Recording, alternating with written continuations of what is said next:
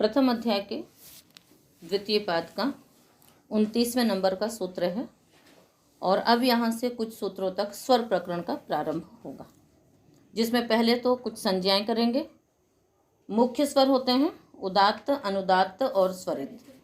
तो ये जो उदात्त, अनुदात्त, स्वरित है ना, इनका उच्चारण में तो होता ही, आप सब ऋग्वेद सीख रही हैं, आपको मालूम है कि कंठ से इनका उच्चारण कैसे होता है और हस्त से भी इसका संचालन करके यजुर्वेद के मंत्रों को बताते हैं।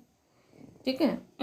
और वेद के मंत्रों में इन स्वरों का हमें ज्ञान कैसे होता है, उसमें उनकी रेखाएं होती हैं।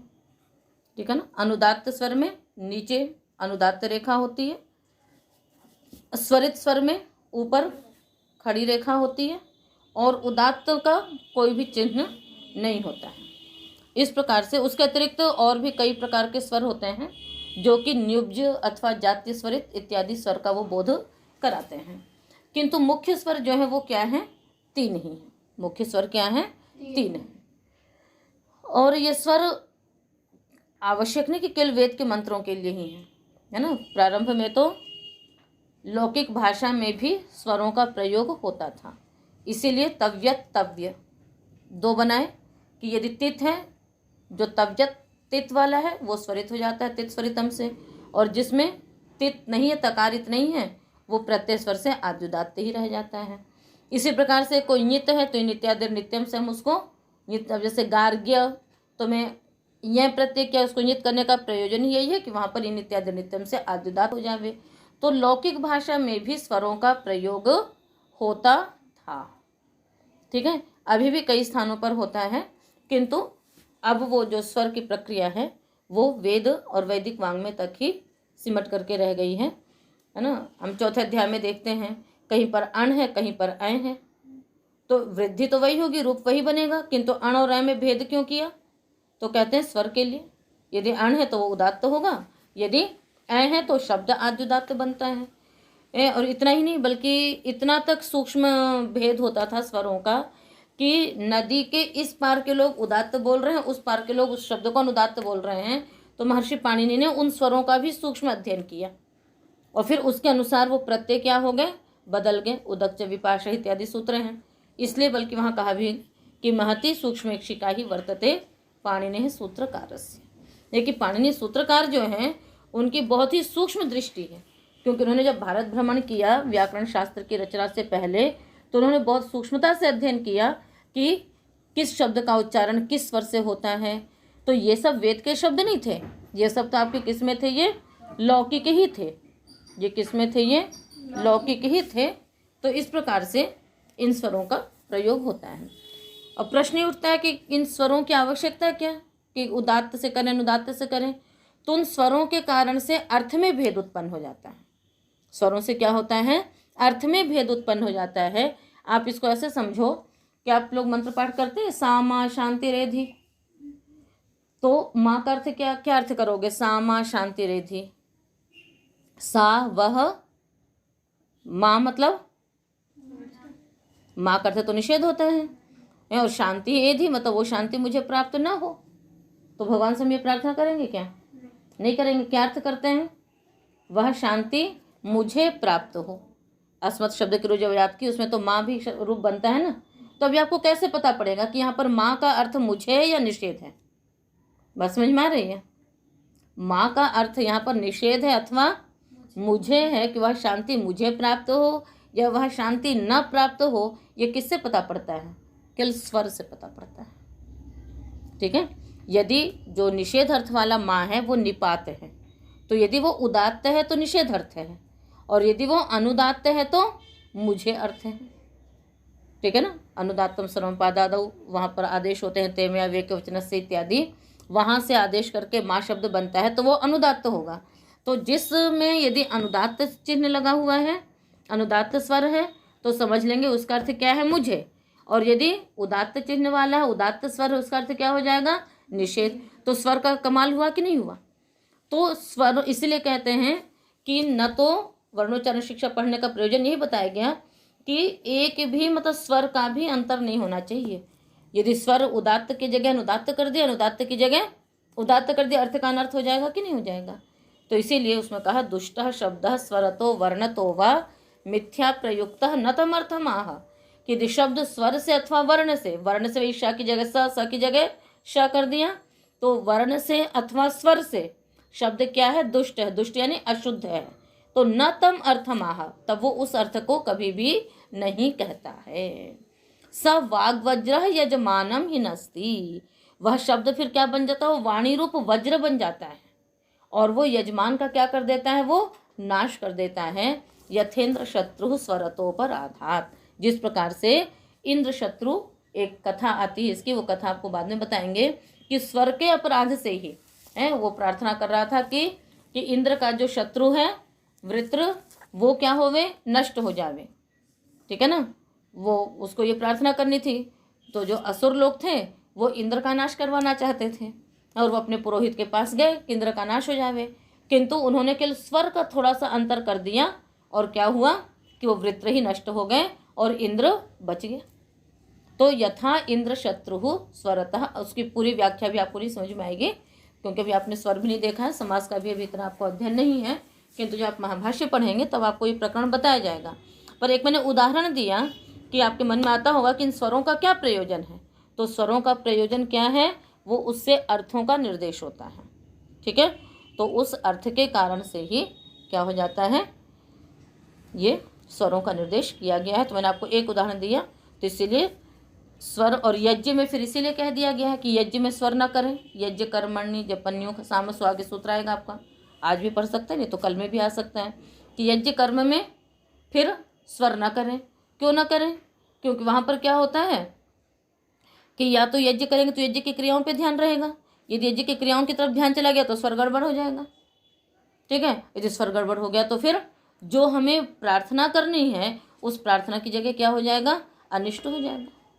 ठीक है ना, तो इसीलिए जो अध्वर्यु वर्ग होता है, जो क्रिया करने वाला होता है, वो उसके जो मंत्र होते हैं वो अपने स्वर से वो लोग उसका अध्ययन नहीं करते हैं। हाँ, जो ऋग्वेद के मंत्र पाठ करने वाले, सामवेद का गान करने वाले, वो अपने स्वर से करते रहते हैं। तो जिनको क्रियाएं नहीं करनी है, अब यहाँ पर भी क्या है कि जो क्रियाएं कर रहे हैं या तो इतना अभ्यस्त हो जाए तब तो कोई दिक्कत नहीं है, किंतु वो जो यज्ञ याग आदि बड़े बड़े होते हैं उनमें इतनी सारी क्रियाएं होती हैं, छोटी छोटी क्रियाएं, तो इसलिए उसमें जो यजुर्वेद के मंत्रों का विनियोग है तो इसलिए उसमें स्वर सहित नहीं करते हैं, वो एक श्रुति से मंत्रों का पाठ होता है। और जो वैसे होते हैं तब तो उसमें फिर स्वर से पाठ हो जाता है। तो स्वर का ध्यान रखना आवश्यक होता है। ठीक है, तो उसी स्वर का प्रकरण, तो अभी तो ये नहीं बताएंगे आपको कि कहाँ उदात्त होता है कहाँ अनुदात्त होता है, पहले आपको ये बताएंगे कि उदात्त किसे कहते हैं, अनुदात्त किसे कहते हैं, स्वरित किसे कहते हैं, ये संज्ञाएं किसकी होती हैं और इनके उच्चारण के समय हमारे शरीर में क्या परिवर्तन आते हैं, शारीरिक परिवर्तन क्या होते हैं, ये आपको इसमें आज के पाठ में बताएंगे। जिसमें सबसे पहला सूत्र है उच्चैरुदात्तः। उच्चैः अव्यय पदम, उदात्तः प्रथमा का एक वचन। ठीक है, अर्थ करेंगे, सीधा सीधा अर्थ तो है उच्चैः उच्चारितः वर्णः उदात्त संज्ञको भवति, किंतु इसका विस्तृत अर्थ करेंगे कि मतलब ऊंचे से बोला जाना। तो ऊंचे से बोलने का मतलब क्या है, तो कहते हैं आगे, ताल्वादिषु ही भागवत्सु स्थानेषु, ताल्वादिषु ही भागवत्सु स्थानेषु वर्णाः निष्पद्यन्ते, तत्र यः समाने स्थाने, तत्र यः समाने स्थाने ऊर्ध्वभाग निष्पन्नः अच स उदात्त संज्ञो भवति। क्या लिखा, ताल्वादिषु हि भागवत्सु स्थानेषु वर्णाः निष्पद्यन्ते, तत्र यः समाने स्थाने ऊर्ध्वभाग निष्पन्नः अच स उदात्त संज्ञो भवति। कहते हैं कि ताल्वादिषु ही भागवत्सु स्थानेषु वर्णाः निष्पद्यन्ते, है ना। ये एक आपको प्रक्रिया बताई कि जो तालवादी स्थान है ना, वही भागवत्सु तो तालवादी जो अलग अलग भाग हैं, स्थान हैं, उनमें क्या होता है, वर्णों का वहीं से उच्चारण होता है। कुछ मूर्धा से, कोई तालु से, कोई दंत से, कोई ओष्ठ से, कोई कंठ से। तो उन स्थानों में है ना, समाने स्थाने, मतलब उन सभी स्थानों में समान रूप से जो वर्ण बोले जाते हैं, उनमें जो ऊर्ध्व भाग से जहाँ से बोलेंगे तो उसमें थोड़ा सा फिर क्या हो जाएगा कि थोड़ा सा ऊर्ध्व भाग मतलब थोड़ा सा आपको कंठ इत्यादि में है ना ऊंचा स्वर लेना पड़ेगा। तो उसी में जो ऊर्ध्व भाग से उच्चरित जो अच है वह उदात्त संज्ञक होता है। अच की अनुवृत्ति आ रही है इसमें।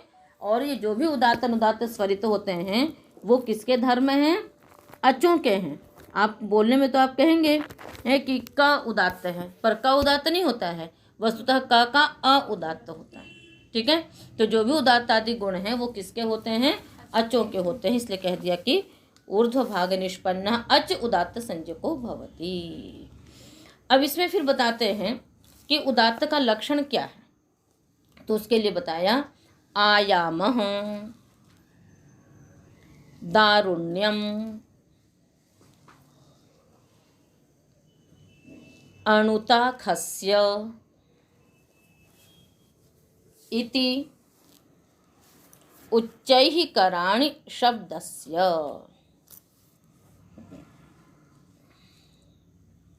आयामो दारुण्यम अणुताखस्येति उच्चैः कराणि शब्दस्य। ये महाभाष्यकार ने बताया इसी सूत्र में ही कि आपको कैसे पता लगेगा कि हमने उदात्त वर्ण बोला है। उदात्त वर्ण बोलने के लिए शारीरिक मतलब जो अंदर जो परिवर्तन आता है वो क्या क्या होता है। तो कहते हैं आयामः, आयामः का दिया गात्राणाम निग्रह,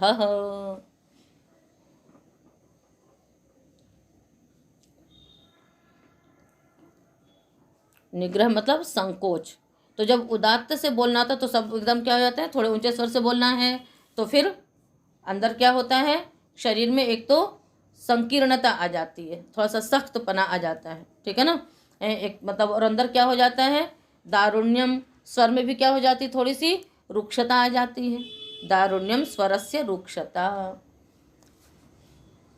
स्वर में थोड़ी सी तीक्ष्णता आती है कि नहीं आती जब उदात्त स्वर से बोलते हैं, तो वो हो गया। शरीर भी क्या हो जाता है, उसके लिए सतर्क होता है, जैसे सन्नद्ध हो जाता है बिल्कुल, तो वो आयाम हो गया। स्वर में क्या हो जाती है, थोड़ी सी रुक्षता आ जाती है, वो दारुण्यम हो गया। अणुताखस्य, और कंठ में क्या होता है, अंदर संकीर्णता आती है। ठीक है ना, तभी हम बोलते हैं ओम, तो अंदर क्या हो जाता है, संकीर्णता आ जाती है, संवृतता जिसको बोलते हैं। तो अंदर कंठ में क्या हो जाता है, संकोच उत्पन्न होता है। ये सारे लक्षण हैं जब हम किसी वर्ण को उदात्त स्वर से बोलते हैं तो। ठीक है, उदाहरण जैसे आप लेंगे इसमें औपगवः ये ते के। औपगवः की सिद्धि तो आपने पढ़ी हुई है, उपगोर अपत्यम इति उपगवः। तो उपगु आगे अण रखा। ठीक है, अब इसके पश्चात क्या होता है कि जो भी प्रत्यय होते हैं, वहाँ आपने एक सूत्र पढ़ा है, प्रत्यय परश्च आद्युदात्तश्च। जो भी प्रत्यय होगा वो आदि में उदात्त होगा। आद्यंत उदय ने पढ़ाया था ना, औपगवः आभ्याम, वहाँ औपगवः में आपको आद्युदात्तश्च ही सूत्र बताया था। ठीक है, तो वहाँ कहा था कि आदि उदात्त होगा, तो ये तो अकेला वर्ण है, तो आद्यंत वदे कस्मिन से आदि और अंत दोनों में उसका ग्रहण हो जाता है। तो प्रत्यय क्या होगा, आदि उदात्त होगा। प्रत्यय हमेशा क्या होता है, उदात्त होता है, आदि उदात्त होगा। उसके आगे सूत्र अनुदात्तो सुपितो, कि जो सुप है, सु औजस अम और शस, और जो पित प्रत्यय है तिप सिप मिप इत्यादि, वो क्या होते हैं, अनुदात्त होते हैं। वो उसका अपवाद आ गया, किंतु सामान्य रूप से सभी प्रत्यय क्या होंगे, उदात्त होंगे, तो उदात्त हो गया, वह उदात्त हुआ। अब किसी भी एक पद में अथवा एक शब्द में यदि कोई एक उदात्त हो जाएगा तो शेष क्या होते हैं, अनुदात्तम पदम एक वर्जम, एक को छोड़ करके शेष सारे अनुदात्त हो जाएंगे, तो सब अनुदात्त हो गए। औपग, और आगे वह क्या हो गया, सिद्धि आपने सारी पढ़ी हुई आगे की, तो औपगव में वह क्या होता है, उदात्त होता है। आगे है ये ते के। ठीक है ना, ये ते के, ये शब्द कैसे बनेगा, यत शब्द है।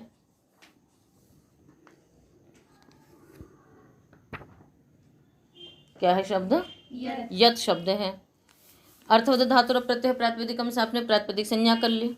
और जितने भी प्रातिपदिक होते हैं, जितने भी प्रातिपदिक होते हैं वे सामान्य रूप से क्या होते हैं, अंतोदात्त होते हैं। सूत्र है फिशोंत उदात्त। फिर सूत्र नाम सुना आप लोगों ने? जी। फिर सूत्र की पुस्तक भी आप लोगों ने ले ली है ना? शायद नहीं ली है, शिवांगी जी से अब मांग लेना। पतली सी पुस्तक है, फिर सूत्र है, और उसके रचयिता हैं आचार्य शंतनु। ठीक है, उसमें वही 4 पाद हैं। तो फिश संज्ञा है प्रातिपदिकों की।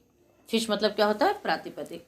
तो प्रातिपदिक अंतोदात्त होते हैं, एक सामान्य वो, जैसे प्रत्यय आद्युदात्त होगा, ये एक सामान्य नियम है, और प्रातिपदिक अंतोदात्त होंगे, ये एक सामान्य नियम है।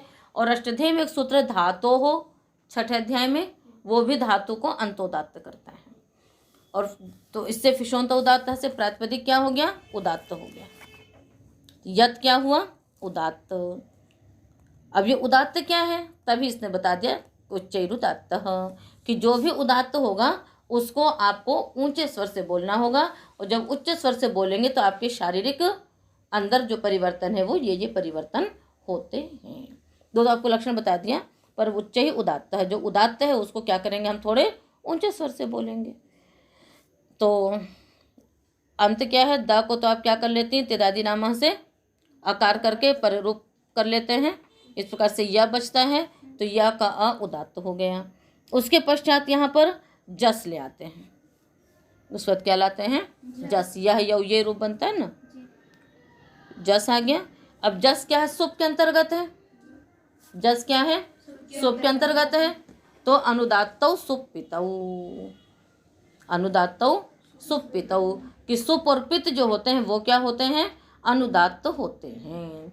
तो जस का क्या शेष बचेगा, अनुदात्त अ बचता है, अस बचेगा। सा को तो स्वर लगेगा नहीं, किसको स्वर लगेगा, अ को। तो अ क्या हो गया, अनुदात्त हो गया। तो य उदात्त अ अनुदात्त।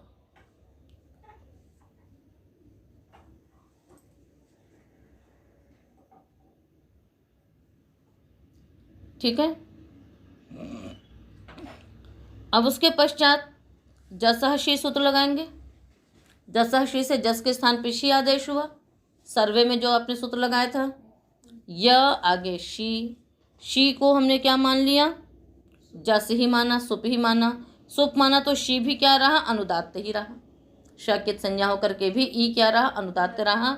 य उदात्त ई अनुदात्त। अब आद्गुण सूत्र लगता है पूर्व पर के स्थान में, है ना, गुणे का आदेश होता है अच के परे रहते।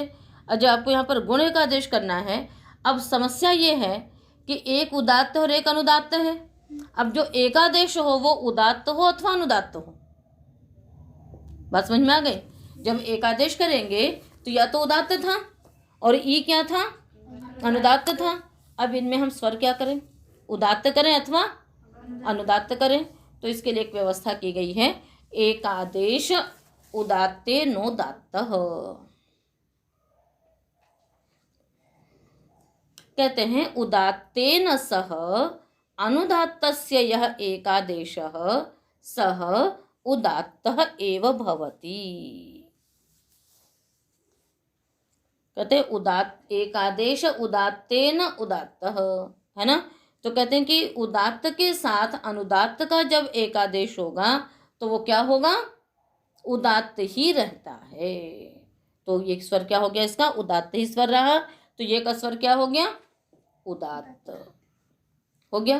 तो ये उदात्त क्या है, वही उच्चैरुदात्त। उसने बता दिया कि उदात्त का मतलब है कि उसे उच्च स्वर से बोलना है, उच्च स्वर से बोलना है, इसलिए उसे उच्च स्वर से ही बोलेंगे। तो ये इसी प्रकार से के में भी किम, फिर किम का जो ई है वो उदात्त रहेगा। फिर किमह का से जो का आदेश होगा वो भी उदात्त ही रहेगा। जस, जस के स्थान पर जो शी वो अनुदात्त होगा। फिर एक आदेश उदात्त अनुदात्त से उदात्त ही स्वर हो जाएगा। तो एक आदेश उदात्त अनुदात्त से वो उदात्त हो गया। ठीक है। तो उच्चैरुदात्त सूत्र समझ में आ गया आपको। स्वर के कुछ ही स्वर प्रकरण बहुत कठिन नहीं होता है, कुछ ही सूत्र उसके दिमाग में थोड़े से स्थापित करने होते हैं, तो सारा कार्य उसी के इर्द गिर्द रहता है। कुछ कुछ स्वर अपवाद होते हैं। अगला सूत्र है नीचैरनुदात्तः।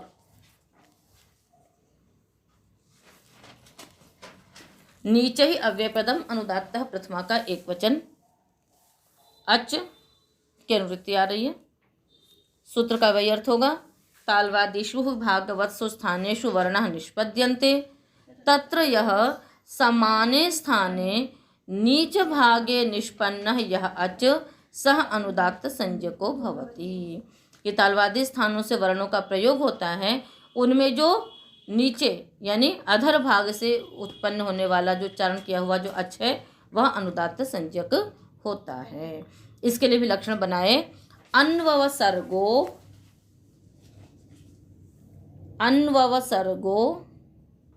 मार्दव मुरुता खस्येति नीचे ही कराणि शब्दस्य।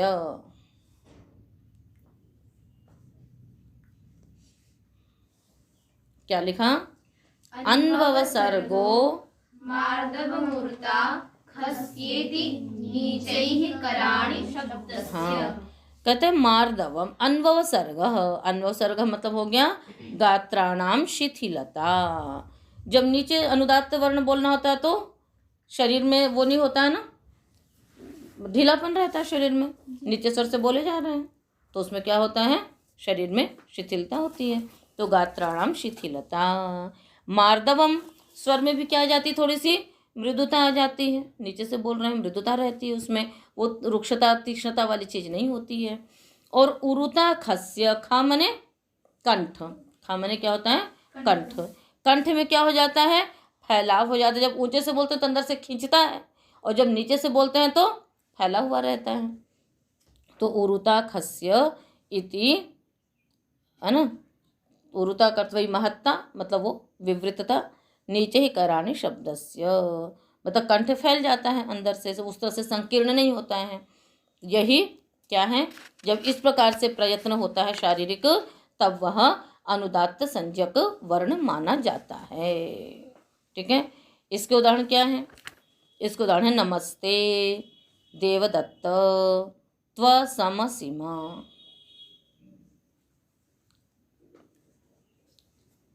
त्वसमसीमा,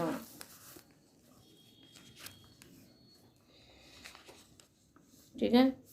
तो नमस्ते, नमः शब्द से आपको विशेष प्रयोजन नहीं है, ते शब्द है। क्या शब्द है, ते, ठीक है ना। तो उसी को थोड़ा सा समझ लीजिए। तो नमस्ते देवदत्त, ते कहाँ बन गया, चतुर्थी में नमस्तुभ्यम की जगह आपने नमस्ते बोल दिया। तो यहाँ पर तुभ्यम के स्थान पे क्या हुआ, ते में वेक वचनस्य से ते आदेश हुआ है। और वो मैंने अभी आपको बताया, अष्टधी निकालो, 8वें अध्याय का प्रथम पाद है, ते मया वेक वचनस्य। यहाँ पर देखिए पूरा प्रकरण ही है ये, युष्म दस्मदो षष्ठी चतुर्थी द्वितीयास्थयो वान नावो, कि युष्म दस्मत के षष्ठी चतुर्थी और द्वितीयांत पदों को ये कुछ आदेश होते हैं ना, कहीं पर वाम, कहीं नऊ, कहीं पर ते में आदेश हो जाता है, कहीं त्वा माँ आदेश हो जाता है। ठीक है, तो इस प्रकार से ये सब आदेश होते हैं। तो उसी के ऊपर प्रकरण एक सूत्र है, अनुदात्तम सर्वम अपादादौ, है कि जो आगे के जो भी आदेश होंगे वो क्या होंगे, अनुदात्त होंगे। तो जो चतुर्थ्यंत मतलब पूरे चतुर्थ्यंत के स्थान पे आदेश होगा, किसके स्थान पे होगा, पूरे चतुर्थ्यंत, पूरा तुभ्यम बना लेंगे, उस पूरे तुभ्यम के स्थान पे ते आदेश करेंगे, और वो जो आदेश होगा वो कैसा होगा, अनुदात्त होगा। तो अनुदात्त क्या है, तो नीचे ही अनुदात्त है, कि अनुदात्त करने का मतलब है कि उसका उच्चारण करते समय आपको ये प्रयत्न करने होंगे जिससे कि वो वर्ण अनुदात्त मान लिया जाएगा। अब उसके बाद है देवदत्त। देवदत्त जो है वो संबोधन का शब्द है, और जो संबोधन का शब्द होता है, संबोधन की जो प्रथमा वो होती है, उसकी एक संज्ञा होती है आमंत्रित, सामंत्रितम। पहले भी बताया हुआ है कि संबोधने या प्रथमा सा आमंत्रित संज्ञिका भवति। संबोधन में जो प्रथमा उसकी आमंत्रित संज्ञा होती है, और जो आमंत्रित संज्ञक वर्ण होता है ना, वहीं पर सूत्र है, देखो आमंत्रितस्य च, मिला सूत्र, अनुदात्तम सर्वपादादौ के बाद सूत्र है आमंत्रितस्य च।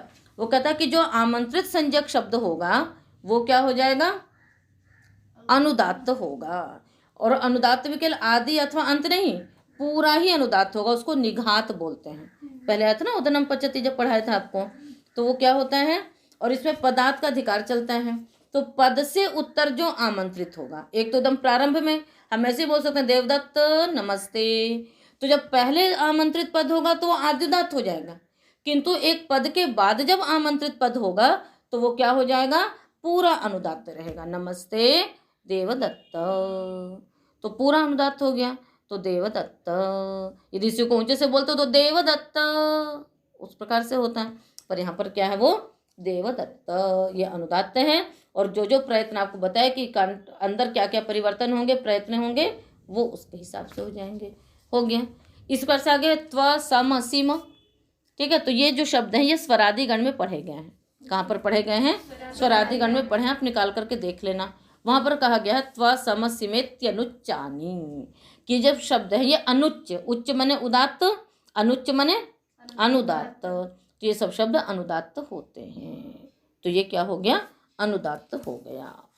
ठीक है, फिट सूत्र है ये, मतलब वहां तो है ही, उधर भी है और इधर भी है, फिर सूत्र में है ये त्व सम सीम इति अनुच्चानी, ये सब अनुदात्त होते हैं। तो अनुदात्त का भी आपको मालूम हो गया। एक सूत्र और कर लीजिए, समाहारः स्वरितः। समाहारः प्रथमा का एक वचन, स्वरितः प्रथमा का एक वचन। समाहार शब्द कैसे बनेगा, सम आंग पूर्वक ह्री हरणे धातु से घ प्रत्यय कर लेंगे तो बन जाएगा समाहार। समाहरणम समाहार यानी इकट्ठा होना, मिलना। तो कहते हैं कि अच्छा, तो पहले तो समाहार बना लिया, फिर समाहारः अस्मिन् अस्ति इति समाहारः। लिखो समाहारः अस्मिन् अस्ति इति समाहारः। यहाँ हमने क्या किया, मतो प्रत्यय होता ना, गावः सन्ति अस्य स गोमान्, धनम अस्य अस्ति इति धनवान, बुद्धि अस्य अस्ति इति बुद्धिमान। तो ये तद अस्य अस्ति, इस अर्थ में मतु प्रत्यय होता है। और फिर इस अर्थ को हम लोग मत्वर्थ बोल देते हैं। क्या बोल देते हैं, ये इतना व्यापक हो गया ये प्रत्यय कि हम इसको क्या बोल देते हैं, मत्वर्थ। तो उसी मत्वर्थ में एक सूत्र है अर्श आदिभ्योच, उससे यहाँ पर अच प्रत्यय हो जाता है। क्या प्रत्यय हो जाता है, अच। तो अच प्रत्यय तो कुछ रूप में तो अंतर पड़ेगा नहीं, समाहार अ पुनः अतो गुणे से परिरूप करके समाहार ही बन गया। तो समाहार का अर्थ क्या हो गया, समाहार वाला। अर्थ होगा उदात्तानुदात्त गुणयोः समाहारः, उदात्तानुदात्त गुणयोः समाहारः यस्मिन् अचि सह अच स्वरित संज्ञको भवति। उदात्तानुदात्त गुणयोः समाहारः, उदात्त और अनुदात्त दोनों गुणों का जिसमें समाहार हो वह अच स्वरित संज्ञक होता है। ठीक है, मतलब उदात्त में तो बहुत सारी बातें बता दी, अनुदात्त में बता दिया कि एकदम स्वर में कोमलता आ जाएगी, उरुता, खस्य इत्यादि बता दिया। इन दोनों के बीच का जो स्थान रहेगा वो क्या माना जाएगा, स्वरित। यानी उसमें उदात्त का भी थोड़ा गुण है और अनुदात्त का भी गुण है, तो उन दोनों गुणों का जिसमें समाहार यानी मिश्रण है वो क्या कहलाता है, स्वरित होता है। जब स्वरित वर्ण का उच्चारण करेंगे तो आपको न तो एकदम शिथिल होना है, नहीं एकदम सन्नद्ध होना है, बल्कि इन दोनों का मिश्रण उसमें होता है, इसलिए वो क्या होता है, स्वरित होता है। ठीक है, उसके उदाहरण हैं क्व शिक्यम कन्या सामान्य, क्व शिक्यम कन्या सामान्य। तो देखो क्व शब्द कैसे बनता है, किम शब्द है, किम से एक सूत्र है किमोत, उससे क्या हो जाता है, अत प्रत्यय हो जाता है। ठीक है, अत प्रत्यय हो गया। उसके बाद फिर एक सूत्र लग जाता है, वही किम नी अत रखेंगे, सुपधातु प्रातिपदिक लगा देंगे, किम अत हो जाएगा। फिर उसके पश्चात तित स्वरितम लगा देंगे। स्वरित किसको होता है, जो तकार इत होता है जिनमें, तो तित स्वरितम से अस्वरित हो गया। अब फिर उधर क्या लगाया तुमने, फिशोंत उदात्त लगा लिया। फिशोंत उदात्त से क्या हो जाएगा, किम जो प्रातिपदिक है वो अंतोदात्त हो गया, तो की का ई उदात्त रहा और अ स्वरित रहा। यहां तक हुआ। उसके पश्चात एक सूत्र है क्वाति। क्या है सूत्र, क्वाति। अति यानी अत प्रत्यय के पर रहते किम को क्व आदेश हो जाता है, क्व आदेश हो गया तो क्व भी क्या रह गया, फिशोंत उदात्त संतोदात्त ही हो गया।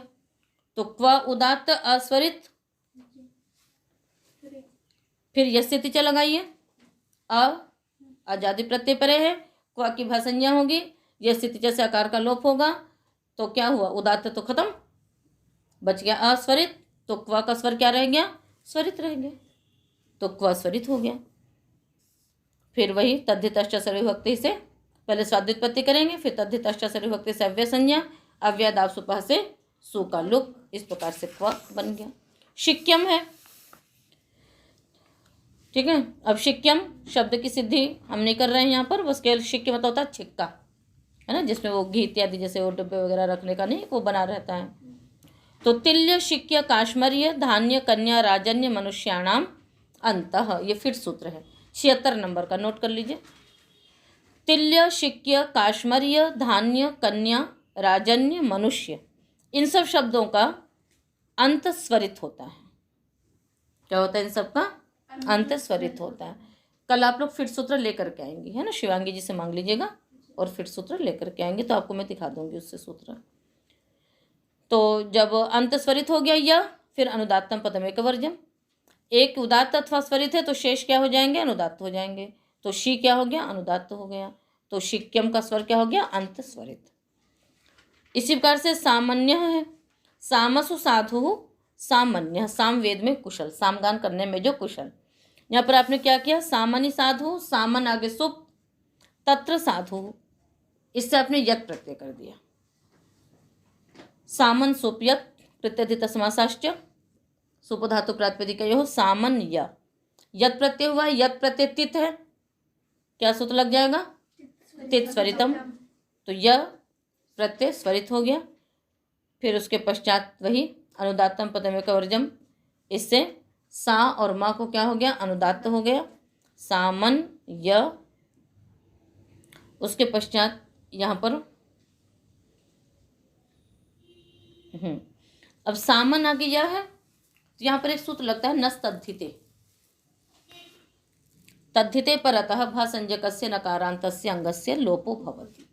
तद्धित के पहले भासंजक नकारांत अंग का लोप होता है, न का लोप प्राप्त हुआ, किंतु ये चा भाव कर्मणो सूत्र है, ये चा भाव कर्मणो, ये च अभाव कर्मणो, कहते हैं भाव तथा कर्म को छोड़ करके जो यह प्रत्यय उसके परे रहते प्रकृति भाव होता है, ठीक है ना, नकारांत पद को। तो यहाँ पर भाव और कर्म में तो आया नहीं है, यह प्रत्यय तो साधु अर्थ में आया है, तो इस या के परे रहते जो नकार का लोप प्राप्त हो रहा था वो प्रकृति भाव से रह गया। प्रकृति भाव से रहना मतलब जैसा है वैसा रहना। यदि संधि में प्रकृति भाव कहा तो जो संधि प्राप्त हो रही वो नहीं होगी, लोप के प्रकरण यदि प्रकृति भाव कह दिया तो जो लोप प्राप्त हो रहा है वो लोप नहीं होगा। तो इस सूत्र से प्रकृति भाव हुआ, अतः लोप न होकर के क्या रह गया, सामान्य। तो स्वर क्या हो गया, सामा अनुदात्त या स्वरित। तो इस प्रकार से उदात्त अनुदात्त स्वरित, इसका आपको एक तो ये बताया कि इन स्वरों की ये संज्ञाएं, अचों की ये संज्ञाएं होती हैं, और इनका लक्षण भी बता दिया कि कहाँ उदात्त है, कहाँ अनुदात्त है, कहाँ स्वरित है। ये आपको समझने के लिए जब उसके उच्चारण करने में, उदात्त उच्चारण करने में शारीरिक प्रयत्न क्या होगा, अनुदात्त के लिए क्या प्रयत्न होगा, स्वरित के लिए क्या प्रयत्न होगा, ये भी आपको बता दिया। उसके लक्षण आप याद करके रखेंगे, और ये स्वर होते कहाँ हैं, कैसे होते हैं, तो उसके लिए भी व्याकरण पढ़ना आपको आवश्यक है। तो इस प्रकार से ये आज का पाठ आपका समाप्त हुआ। अब अगला पाठ कल करेंगे।